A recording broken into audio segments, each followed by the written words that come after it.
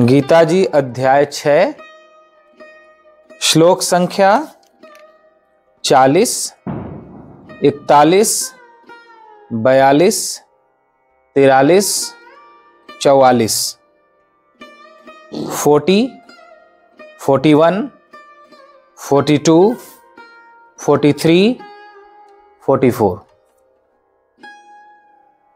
सबसे पहले संस्कृत में उच्चारण। श्री भगवानुवाच पार्थ नैवेह नामुत्र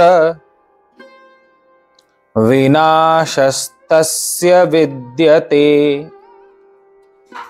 नहि कल्याणकृत् कश्चित् दुर्गतिं तात गच्छति। प्राप्य पुण्यकृतां लोका नुषित्वा शाश्वतीः समाः। शुचीनां श्रीमतां गेहे योगभ्रष्टोऽभिजायते अथवा योगिनामेव कुले भवति धीमताम्।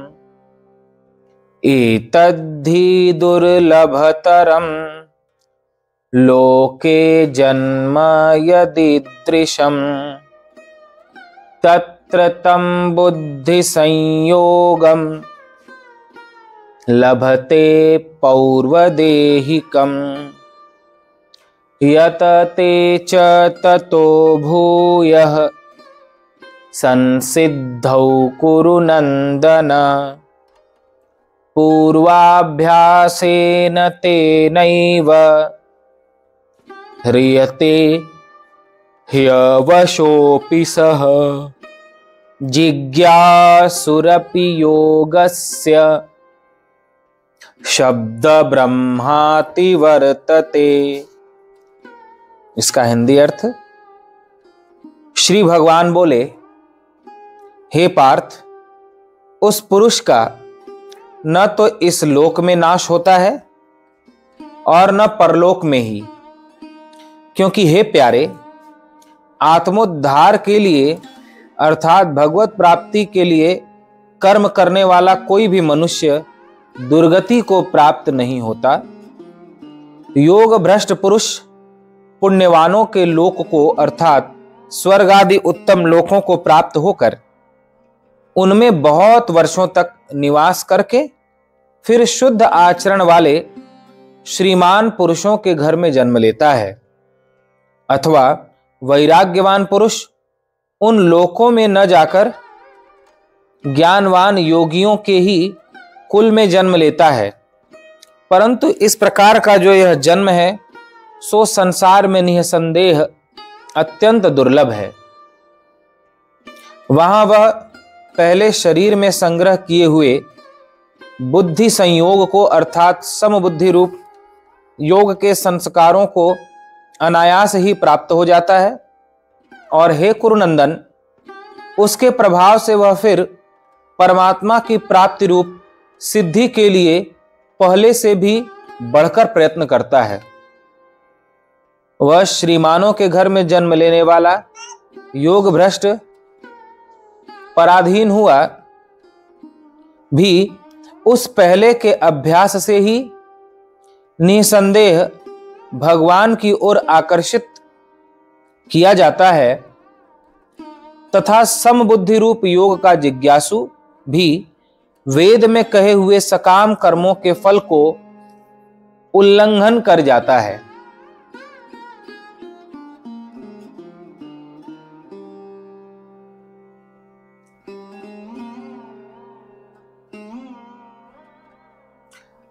अर्जुन ने कल भगवान से यह पूछा था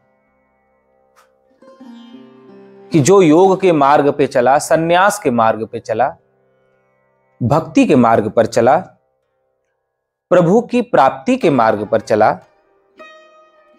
भगवान के लिए उसने सब छोड़ दिया, संसार, पुत्र, परिवार, संसार का सुख भी छोड़ दिया, संसार के लोगों को भी छोड़ दिया इधर साधना जब करने लगा, भक्ति करने लगा, तो भगवान नहीं मिल पाए। अभी भक्ति सिद्ध नहीं हो पाई, योग सिद्ध नहीं हो पाया। उसके पहले ही कोई बाधा आ गई या उसकी मृत्यु हो गई, तो मरने के बाद उसका क्या होता है? दुर्गति होती है। या क्या उसे ऐसा समझा जाए कि वो न इधर का हुआ, न उधर का हुआ, न संसार का हुआ, न भगवान का हुआ? तो भगवान कहते हैं अपने भक्तों के लिए घोषणा करते हुए, यह भक्तों का बल है, प्रेमियों का बल है। भगवान हमें संबल प्रदान करते हैं। जैसे कोई कठिन राह पर चल रहा हो, पहाड़ी रास्ता हो, भयंकर चिलचिलाती धूप, कहीं ऊंचा हो, कहीं खाला हो, और आपको चढ़ना हो, थकान हो गई हो भूख और प्यास के कारण, अब आगे चला न जा रहा हो, उस समय यदि कोई आपको आकर सहारा दे दे कि तुम मेरे कंधे पर हाथ रखो और धीरे धीरे चलते चले जाओ, जल पिला दे, आपको थोड़ा पंखा झल दे, तो आप पहुंच जाते हो उस दुर्गम मार्ग पर चलते हुए लक्ष्य तक। अब बिना सहारे के आप परेशान हो जाते हो, किधर चलें, क्या करें, कहीं ऐसा ना हो कि हम बीच में ही प्राण छोड़ दें, कहीं ऐसा ना हो कि हम पूरा ऊपर तक लक्ष्य तक पहुंच ना पाए। अनेक तरह के संशय मन में घूमते रहते हैं। लेकिन यदि कोई आके आपको सहारा दे देता है तो आपका विश्वास बढ़ जाता है। यदि कोई आकर आपसे कह देता है रास्ते में, कोई बात नहीं, तुम चलो, हम है ना तुम्हारे साथ, बहुत दूर नहीं है, बस पहुंच ही गए हो तुम,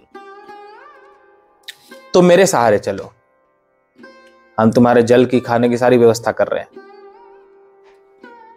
तो फिर हमारे लिए दुर्गम से दुर्गम चोटी पर चढ़कर लक्ष्य तक पहुंचना सरल हो जाता है।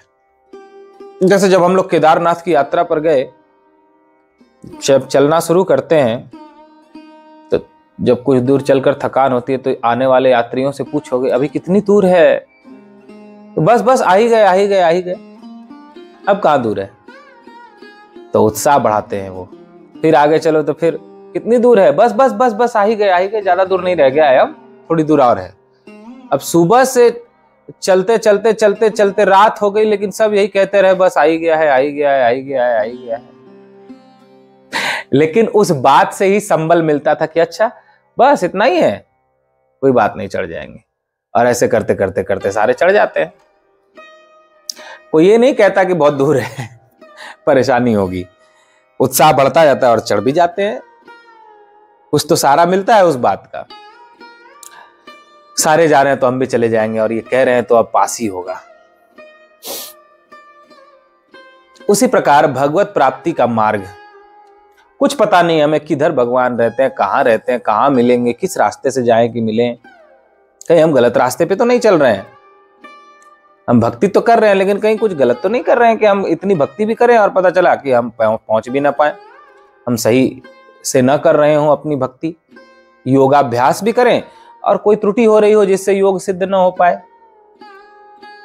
जैसे स्वामी रामकृष्ण परमहंस के लिए आता है कि वह योगाभ्यास किया करते थे, तो अचानक एक बार उनके तालू में से रक्त निकला,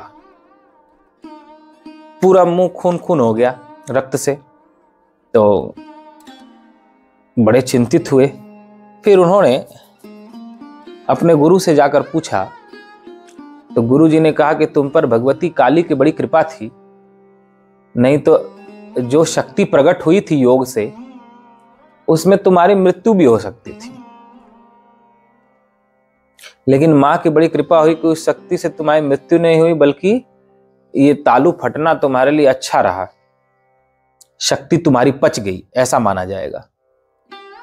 नहीं तो कितने योगियों की मृत्यु हो जाती है या जड़ता में प्रवेश कर जाते हैं। तो इस प्रकार कठिनाइयों से भरा हुआ मार्ग है। हम सही योग कर रहे हैं कि नहीं कर रहे हैं ये भी पता नहीं। हम जप तो कर रहे हैं, लेकिन सही कर रहे हैं कि गलत कर रहे हैं ये भी पता नहीं। व्रत उपवास कर रहे हैं, लेकिन सही कर रहे हैं गलत कर रहे हैं। और हमारी ये दिशा भक्ति की सही है या गलत है पता नहीं। नहीं, भगवान की तरफ चल तो सभी रहे हैं, लेकिन ठीक चल रहे हैं गलत कर चल रहे हैं, ये संदेह मन में बना ही रहता है कि हम सही कर रहे हैं कि नहीं कर रहे हैं, क्यों नहीं कृपा हो रही है भगवान, कहीं कुछ गलती तो नहीं हो रही है। यह मन में संदेह सबके बना ही रहता है, यानी मार्ग नहीं सूझता। अब उस मार्ग का निर्धारण कैसे हो? भगवान संबल बन रहे हैं यहां पर कि तुम चिंता मत करो, मेरे निमित्त बिना कामना के तुम कोई भी सत्कर्म करते हो तो मुझ तक ही पहुंचोगे। जैसे अर्जुन ने जब पूछा कि प्रभु ऐसे पुरुष की क्या गति होती है, तो भगवान कहते हैं, हे पार्थ, उस पुरुष का न तो इस लोक में नाश होता है और न परलोक में ही। मेरे भक्त का, जिसने एक बार संकल्प कर लिया कि मुझे भगवान को प्राप्त करना, और संकल्प करके चल पड़ा, चाहे जिस मार्ग से, जप के मार्ग से, ध्यान के मार्ग से, जिस भी मार्ग से संकल्प करके भगवान के लिए सब छोड़ छाड़ के चल पड़ा कि मुझे भगवान को पाना है, तो भले कोई बाधा आ जाए या इस जन्म में वह प्राप्त न कर पाए, उसकी मृत्यु हो जाए, तो भगवान कहते हैं फिर भी मेरे भक्त का कभी कोई अनिष्ट नहीं होता। उसकी भक्ति जो उसने भले ही थोड़ी की हो मेरे लिए, और फिर उसकी मृत्यु हो गई हो या कहीं उलझ गया हो, फिर आगे न कर पाया हो, तो उसकी दुर्गति नहीं होती। उस पुरुष का न तो इस लोक में नाश होता है, इस लोक में भी मेरा भक्त सुखी रहता है, उसका नाश नहीं होता, और न परलोक में ही नाश होता है। क्योंकि हे प्यारे, आत्मोद्धार के लिए अर्थात भगवत प्राप्ति के लिए कर्म करने वाला कोई भी मनुष्य दुर्गति को प्राप्त नहीं होता। भगवान की प्रसन्नता के लिए कर्म करने वाला कोई भी कभी भी दुर्गति को प्राप्त नहीं होता, वह नष्ट भ्रष्ट नहीं होता। स्वयं भगवान उसके साथ रहते हैं। तो ये भगवान यह कहकर हम सभी को सहारा दे रहे हैं कि तुम्हें मार्ग का पता नहीं है कि मेरे तक कैसे पहुंचोगे, लेकिन मेरे इस वचन को याद रखो कि तुम्हारी कभी दुर्गति नहीं होगी। तुमने यदि संसार का सुख छोड़ दिया मेरे लिए, मेरे दर्शन के लिए, मेरी भक्ति के लिए, तो तुम्हारी कभी भी दुर्गति नहीं होगी। तुमने मेरे लिए जो भी कर्म किया वो कर्म कभी भी नष्ट नहीं होगा। तुम भटक जाओ, चाहे तुम्हारी साधना अधूरी भी रह जाए, तो भी तुम्हारी दुर्गति नहीं होगी। फिर आगे और स्पष्ट करते हुए कहते हैं, एक शब्द आया है जिसे समझ लेना जरूरी है, योग भ्रष्ट। योग भ्रष्ट का तात्पर्य योग करते करते जो भ्रष्ट हो गया, ध्यान करते करते जो भ्रष्ट हो गया, पूजा भक्ति करते करते जो किसी कारण से भ्रष्ट हो गया या मृत्यु हो गई, उसकी साधना पूरी नहीं हो पाई, तो कहते हैं योग भ्रष्ट पुरुष पुण्यवानों के लोक को अर्थात स्वर्ग आदि उत्तम लोक को प्राप्त करता है। पुण्यवानों के लोक को प्राप्त करने का यह भी तात्पर्य है कि जहां पर हर तरह का ऐश्वर्य हो, सुख हो, धन हो, वैभव हो, जैसे राजाओं के घर जन्म लेना, सेठों या श्रीमानों के घर जन्म लेना, या पुण्यवानों के घर जहां हर तरह का सुख हो, उसे पुण्यवानों के घर जन्म लेना कहते हैं। वहां उसे जन्म प्राप्त होता है उत्तम आचरण वाले श्रीमान पुरुषों के घर में वह जन्म लेता है, जिनका आचरण धनवान तो हो लेकिन उत्तम आचरण वाले हो, भोगी ना हो, धनवान भी हो और धर्मात्मा भी हो, धनवान भी हो और भक्त भी हो, ऐसे के घर या तो उसका जन्म होता है। किसका जन्म? जिसकी पिछले जन्म में साधना अधूरी रह गई है, अधूरी साधना रह गई है किसी कारण से, थोड़ा ही साधना कर पाया, मृत्यु हो गई, तो जो उसका अगला जन्म होगा वो कैसा होगा? भगवान कहते हैं पिछले जन्म की उसकी साधना कभी नष्ट नहीं होगी। फिर से सुनना, जैसे यदि किसी को 100 कदम चलना है, 50 कदम चलकर वह बैठ गया कि अब थोड़ी देर बाद आगे बढ़ेंगे, फिर 50 कदम आगे चला वो, तो ऐसा नहीं कि वो विश्राम करने लगा 50 कदम के बाद तो फिर 1 से 100 चलना पड़ेगा, नहीं, 50 कदम जब वो आगे बढ़कर विश्राम करने लगा तो फिर शेष 50 कदम ही चलना पड़ेगा, पूरे 100 कदम फिर नहीं चलने पड़ेंगे रुकने के बाद भी। वैसे ही पिछले जन्म में जो भक्ति करके साधना करके भगवान की तरफ जितना बढ़ गया, मृत्यु होने के बाद जब अगला जन्म प्राप्त होगा तो उसे जहां तक पिछले जन्म में बढ़ गया है उससे वह आगे बढ़ेगा। ऐसा नहीं कि अगले जन्म में फिर शुरू से करनी पड़ेगी उसको भक्ति। अगले जन्म में भक्त को, साधक को शुरू से भक्ति नहीं करनी पड़ेगी, शुरू से साधना नहीं करनी पड़ेगी। पिछले जन्म में उसने जितना किया है वो अगले जन्म में ऐड हो जाएगा, अब उससे आगे उसे बढ़ना पड़ेगा। भगवान कहते हैं ये मेरी व्यवस्था है, ये मेरी परम कृपा है। इसलिए भक्त को ये सोचने की जरूरत नहीं है कि मेरी मृत्यु हो जाएगी तो उसके बाद क्या होगा। मैंने तो सब सुख, सब संसार छोड़कर भगवान के लिए भक्ति की, साधना किया और मेरे को भगवान भी नहीं मिले, संसार भी छूट गया, मृत्यु हो गई। तो ऐसा वो ना सोचे। उसने जितना भी मेरे लिए किया है वो बिल्कुल सुरक्षित रहेगा, फिक्स्ड डिपॉजिट की तरह। वो फिक्स्ड डिपॉजिट हो गया। जब अगला जन्म होगा तो उसका फिक्स्ड डिपॉजिट, यानी जो उसने साधना की है, भक्ति की है, वो अगले जन्म में उसे प्राप्त हो जाएगा पिछले जन्म का, फिर उससे वह आगे बढ़ेगा।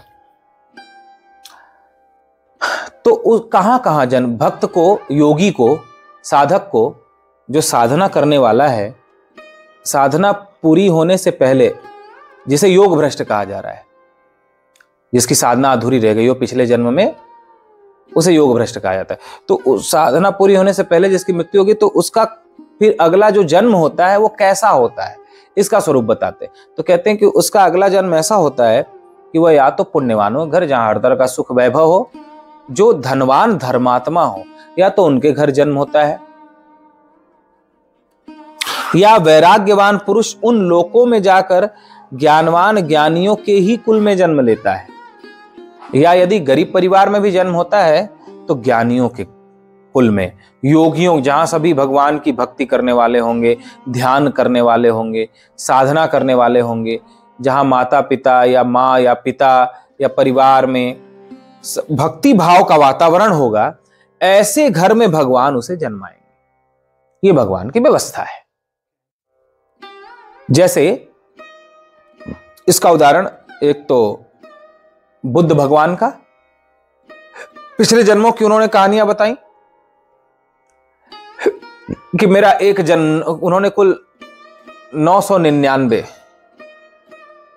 जन्मों की कहानियां अपनी लिखी कि बुद्ध के पहले कभी मैं हाथी था तो उस जन्म में मैंने अहिंसा सिद्ध की, हाथी बन के बैठा रहता था और बंदर आकर आंख में खोदता था, आंख लाल हो जाती थी, रक्त बहने लगता था, लेकिन तो भी मैं सहन करता था।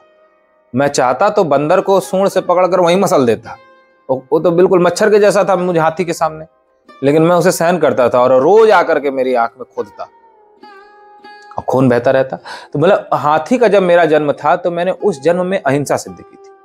ऐसे ही उन्होंने 999 जन्मों की कहानियां अपनी बताई।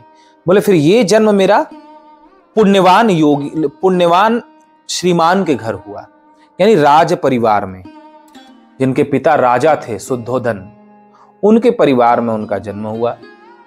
फिर पिछले जन्मों की जो उनकी साधना थी, जो उन्होंने 999 जन्मों की कहानियां बता रखी थी, फिर वो साधना इस जन्म में पूरी हुई कि उन्होंने घर परिवार छोड़ा, अपनी पत्नी को और बच्चों को आधी रात में सोते हुए छोड़कर जंगल में गए और उन्होंने बुद्धत्व को प्राप्त किया, परम ज्ञान को प्राप्त किया। तो एक तो ये जन्म होता है जो धनवान श्रीमानों घर, धर्मात्माओं घर होता है, और दूसरा जन्म होता है योगियों के घर, जो भले गरीब हों लेकिन सभी भक्त हों, सभी योग ध्यान करने वाले हों, आस्तिक हों, जहां संतों का आना जाना लगा रहता हो, आध्यात्मिक वातावरण हो। पिछले जन्म की साधना करने वालों को भगवान वहां जन्माते हैं ताकि चारों तरफ वही वातावरण हो और उसमें उसको सहयोग मिले।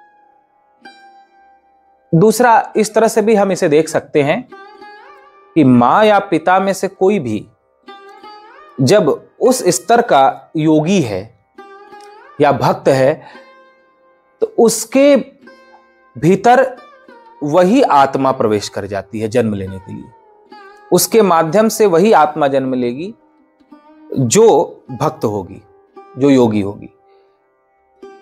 दूसरे शब्दों में, जो योगियों की, भक्तों की, साधकों की आत्माएं ब्रह्मांड में हैं, उनको शरीर रूप में जन्म लेने के लिए उन्हीं गर्भों की, उस माता पिता की आवश्यकता होगी जो वैसे ही योगी भक्त हों, उस स्तर के हों। तब उनके माध्यम से उन योगी आत्माओं को शरीर प्राप्त हो पाता है, वे जन्म ले पाते। सबके माध्यम से, सभी गर्भ से योगी संत भक्त जन्म नहीं लेते। जब माता पिता भी वैसे योगी होंगे, तपस्वी होंगे, तब उनके गर्भ से वैसे योगी और तपस्वियों का जन्म होगा।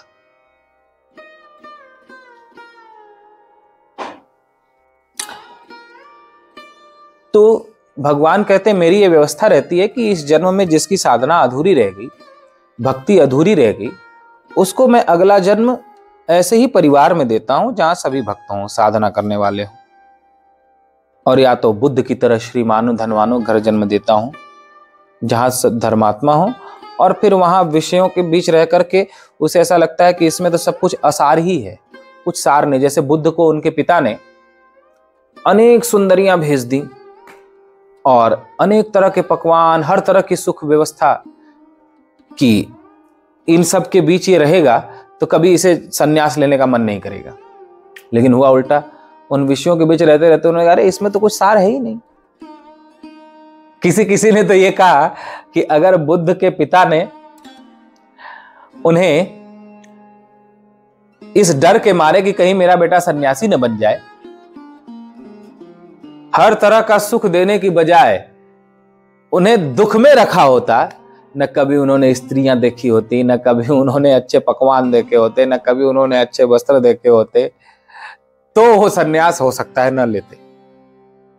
लेकिन उन सब के बीच रह करके चूंकि उन्हें वो सब सहज प्राप्त था, हर तरह का सुख, हर तरह का भोग, तो उन्होंने जान लिया कि तो कुछ भी नहीं है, तो अपने आप उन्होंने उसे छोड़ दिया।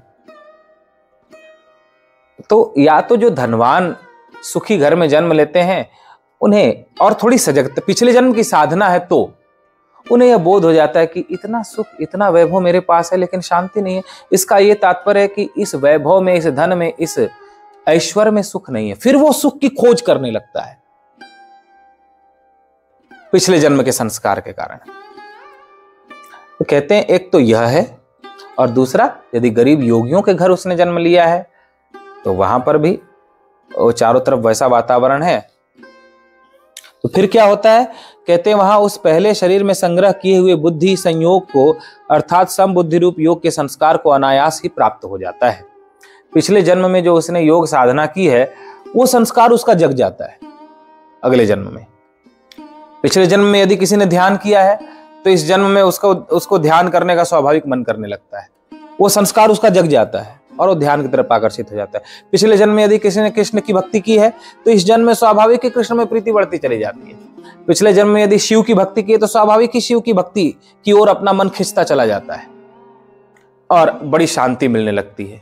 स्वाभाविक, किसी ने कहा भी नहीं कि शिव की करो या कृष्ण की करो या ध्यान करो, स्वाभाविक उसकी ओर उसकी रुचि बढ़ती चली जाती है। तो ये पिछले जन्म का संस्कार भगवान जो यहाँ कह रहे हैं कि वो मेरी भक्ति की हुई, किसी भी जन्म में किसी ने मेरी भक्ति की, वो नष्ट नहीं होती। और जब उसको अगला जन्म मिलता है तो पिछले जन्म का संस्कार उसके साथ रहता है, जो उसे प्रेरित करता रहता है कि अब आगे बढ़ो उस मार्ग पर। अनायास ही उसको वह योग प्राप्त, यानी वह साधना प्राप्त हो जाती है जो पिछले जन्म में छूटी हुई है। और हे कुरनंदन, उसके प्रभाव से वह फिर परमात्मा की प्राप्ति रूप सिद्धि के लिए पहले से भी बढ़कर प्रयत्न करता है। एक एक बात भगवान की बड़ी अनमोल है।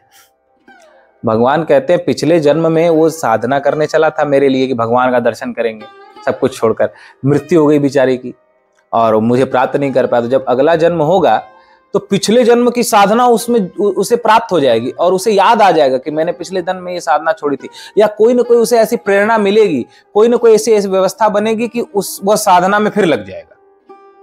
भगवान का तो व्यवस्था बनाना मेरा काम है कि मैं ऐसी व्यवस्था बना दूंगा, ऐसा माहौल बना दूंगा कि अपने आप वो फिर साधना में लग जाएगा। जो उसकी पिछले जन्म में छूटी थी फिर उससे वो आगे बढ़ जाएगा, और आगे ही नहीं बढ़ेगा, पिछले जन्म में जिस उत्साह से वो चला था मेरे लिए, उससे कई गुना ज्यादा उत्साह से अगले जन्म में मेरे लिए बढ़ता है।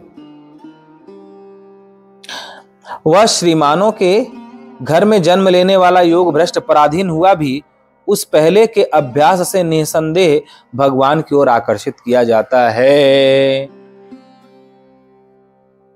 तो बड़ी बड़ी बात भगवान आज कह रहे हैं कि पिछले जन्म में यदि किसी ने ध्यान किया है तो स्वाभाविक उसका मन ध्यान की ओर आकर्षित होने लगेगा। उसे कोई कुछ भी खिलाए, कुछ भी पिलाए, कुछ भी समझाए, लेकिन उसे कुछ समझ में नहीं आएगा।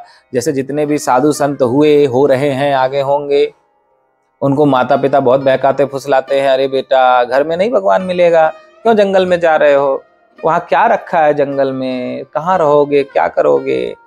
लेकिन फिर भी वो सब कुछ त्याग करके क्योंकि चले जाते हैं। क्यों? क्योंकि उनका मन स्वाभाविक ही संसार की ओर नहीं जाता, और पिछले जन्म में जो साधना की है वो साधना उन्हें उस ओर आकर्षित करती है कि चलो चलो चलो साधना करो। पिछले जन्म का संस्कार, इस जन्म का नहीं। पिछले जन्म में जो छूटा है वो बार बार उसे प्रेरित करता है, नहीं नहीं नहीं, संसार में नहीं रहना, आप चलो भगवान की ओर, चलो साधना करो, भक्ति करो। और ऐसा भगवान बना देते हैं सब कुछ वातावरण कि अपने आप फिर वो किसी न किसी तरह से उस मार्ग पर जो छूटा है पिछले जन्म का, उस पर आगे बढ़ ही जाता है। समबुद्धि रूप योग का जिज्ञासु भी वेद में कहे हुए सकाम कर्मों के फल को उल्लंघन कर जाता है, और फिर वो समबुद्धि से यानी ध्यान के द्वारा वह जितने भी सकाम विषय हैं उन सबको लांघ कर, संसार के कामना जितनी भी हैं उन सभी कामनाओं को लांघ कर, यानी उनका उल्लंघन करके, उनका त्याग करके वो भगवान की तरफ बढ़ जाता है।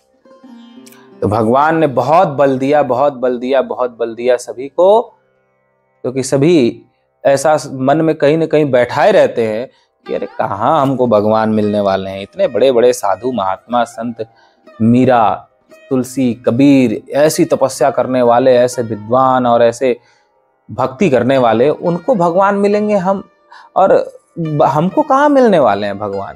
तो हम क्यों भक्ति में अपना समय बिताने जाइए। कहीं ना कहीं मन में बैठा रहता है, इसीलिए भक्ति नहीं करते। हमको कहाँ मिलने वाले हैं। अब संसार में हम भक्ति करके भगवान को तो पा नहीं पाएंगे। मीरा के जैसा, प्रहलाद के जैसा हम भक्ति कर नहीं पाएंगे, तो वो मार्ग ही छोड़ो, क्यों उनको करना है सब। अब चुपचाप जो संसार का आनंद मिल रहा है उसको भोगते रहो, थोड़ा बहुत पूजा पाठ कर लो।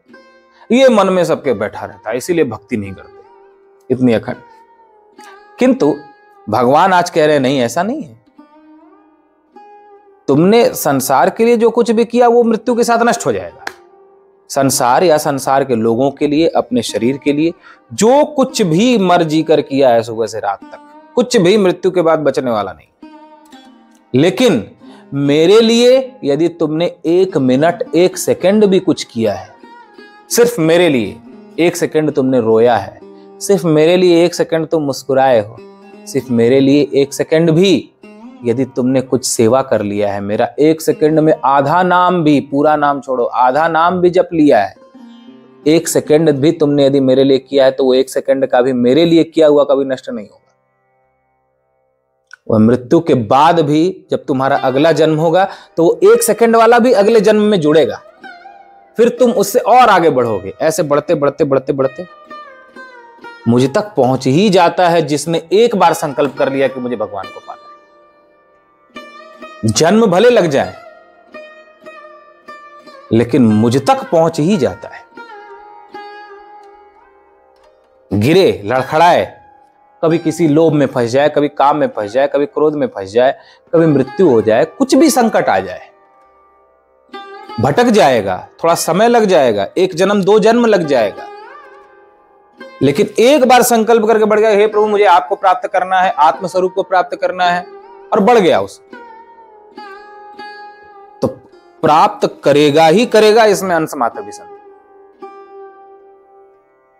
चाहे जितने जन्म लग जाए। और इतना चला इस जन्म में, अगले जन्म में फिर जुड़ जाएगा उसका, फिर थोड़ा भटक गया कोई बात नहीं, फिर जब चलेगा तो फिर वो जो कि जितना उसने कर लिया फिर वो जुड़ जाएगा। भगवान के लिए किया हुआ कर्म कभी भी नष्ट नहीं होता, और संसार के लिए किया हुआ कर्म मृत्यु के बाद नष्ट हो जाता है। इसलिए उत्साह के साथ भगवान की तरफ बढ़े।